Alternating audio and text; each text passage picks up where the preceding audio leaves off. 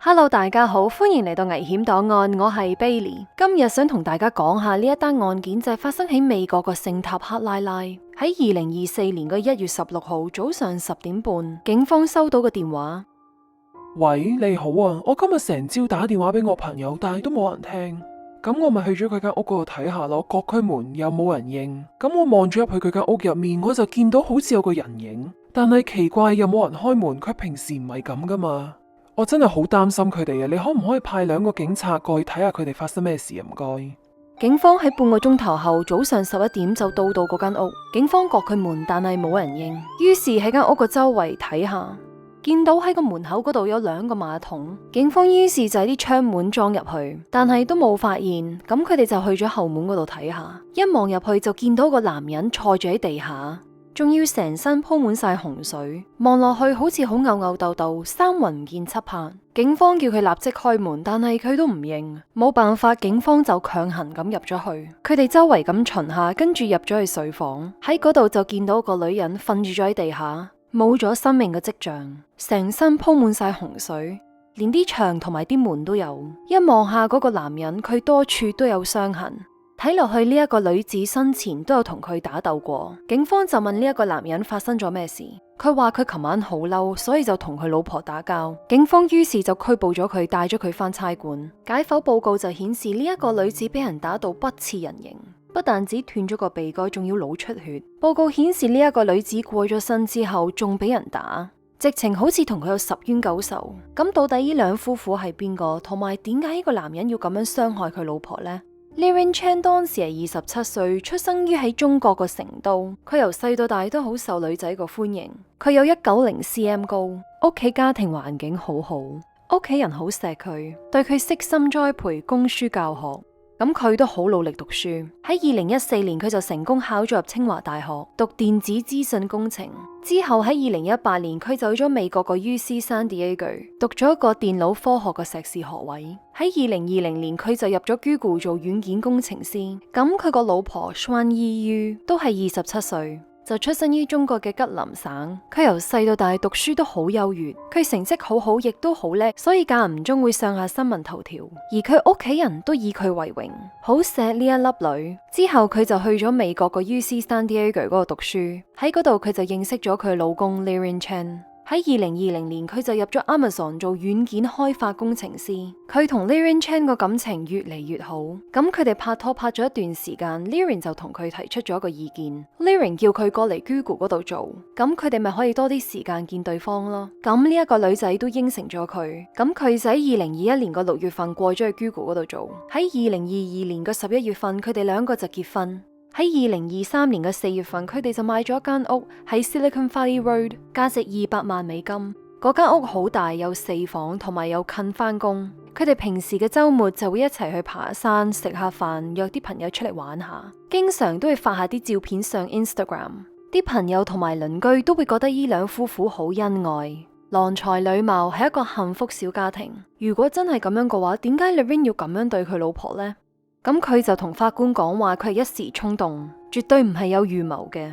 佢出庭嗰陣時係戴住一個頭盔，原因就係因為佢心理醫生驚佢會自殘。時間到2025年個6月23號，呢一單案件就開庭審訊，而黃女士都出庭作證。佢係呢兩夫婦個朋友，經常都會同佢哋食飯，因為佢住得好近。喺案發前嗰一晚，黃女士就約佢哋2個去佢屋企嗰度食飯。但係只係得 Xuan Yiyu 出現 ，Lorraine 冇去到。咁佢就同黃女士講話 ，Lorraine 冇去到原因就係因為佢太大壓力。食完飯之後 ，Xuan Yiyu 都返咗屋企。過咗無耐，黃女士都收到一個電話，而呢一個電話就係阿 Lorraine 個媽媽打電話俾佢嘅。你好啊，我想問下咧，你呢排有冇見過我個仔 Lorraine 啊？我打電話俾佢，佢又唔聽；發短信俾佢，佢又唔應。其實我知道佢哋兩公婆之間有好多問題，同埋話想離婚。我而家又喺中國，我真係好擔心佢哋啊！你可唔可以去睇下佢哋啊？唔該。咁黃女士收到呢一個電話之後，就同佢個老公一齊去 Lorraine 個屋企嗰度探佢哋2個。去到之後 ，Lorraine 請咗佢哋入屋，但係成個氣氛都好尷尬。Lorraine 冇出聲，坐住喺梳化嗰度。咁 Xuan Yiyu 就喺度時思索索，因為啱啱喊完。黃女士就同 Xuan Yiyu 一齊入咗房。方便傾偈同埋吐心事。咁雙依於就同佢個好朋友黃女士講。Lorraine 呢排好大壓力，佢覺得佢上司喺度玩針對，佢好驚公司炒佢魷魚，但係壓力到神經有啲失常。同埋我打算同佢離婚，佢個心根本上仲喺佢前女友嗰度，我得到佢個人又得唔到佢個心，咁有咩用呢？法庭之後就帶咗另外一個人出嚟作供，呢一個就係 Lorraine 個前女友。其實佢哋兩個係青梅竹馬，由細玩到大。佢哋喺5歲嗰一年認識，而佢哋兩個個家庭都係朋友。佢哋讀埋同一間小學、中學同埋大學。喺佢哋高中最後一年嗰陣時，佢哋開始拍拖。Lorraine 好中意呢一個女仔，乜嘢都會就晒佢，對佢十分之溫柔體貼。但係呢一個女仔就覺得佢哋性格不合，喺2018年同佢分手。Lorraine 就好傷心，希望佢會回心轉意。但係呢一個女仔已經決定咗。Lorraine 入咗 UC San Diego 就識咗 Xuan Yiyu，但係同佢拍咗拖之後 Lorraine 都有聯絡佢個前女友。開頭就係朋友個問候式，跟住就開始越嚟越曖昧。Lorraine 同佢個前女友講話，佢好掛住佢，問佢會唔會搬嚟美國個 Silicon Valley， 佢話可以喺 Google 搵份工俾佢。但係佢個前女友就同佢講話，準備要同佢個男朋友結婚，已經買咗間屋。Lorraine 真係對呢一個女仔死心不息，而佢個前女友都有掛住佢，掛到喺 Google Document 寫咗佢對 Lorraine 個愛。咁喺2023年嘅7月份 Lorraine 個前女友同埋佢個未婚夫分咗手，因為俾佢發現到佢出軌，佢不能接受呢一樣嘢，所以就同佢分開咗。喺2023年嘅10月份，佢前女友好傷心，就揾 Lorraine 同佢講話佢而家單身。Lorraine 就即刻咧反應話而家呢段感情佢都唔開心。佢前女友仲要俾佢睇埋嗰個 Google Document， 俾佢知道佢有幾愛佢。1個月後喺2023年嘅11月份，佢哋兩個就約咗出嚟見面。之後前女友就叫 Lorraine 車佢去機場。去到機場之後，佢哋兩個就擁抱咗一下。之後 Lorraine 就錫咗佢一啖。過咗幾日後，呢一個女仔就發咗個短信同 Lorraine 講話，佢唔想再同佢保持聯繫。咁 Lorraine 都好嬲，同佢講話佢個老婆已經知道佢哋兩個之間嘅事。其實 Lorraine 個老婆一早已經知道佢哋兩個有曖昧，因為喺佢電話入面見到嗰啲信息，每一次讀完佢都會流晒眼淚，同 Lorraine 講，跟住次次 Lorraine 都會道歉，直到佢老婆知道佢去咗機場嗰度送佢，佢忍到有氣冇掟頭，話要同佢離婚。聽到佢老婆咁樣講之後，佢就去問佢個前女友想唔想同佢復合，但係佢話唔想，仲強調話唔好再見面。Lorraine 知道前女友係唔會同佢復合，佢就想氹翻佢個老婆，但係今次唔同，佢冇應承到。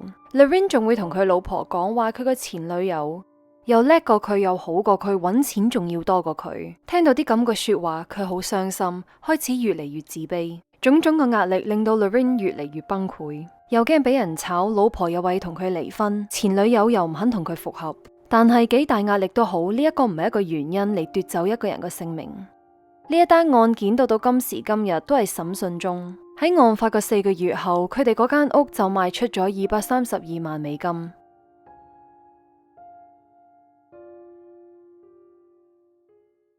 咁今日呢一單案件就講到呢一度，請你哋支持危險檔案，你哋可以用 PayMe 或者加入我個會員，請我飲杯咖啡或者食一個快餐。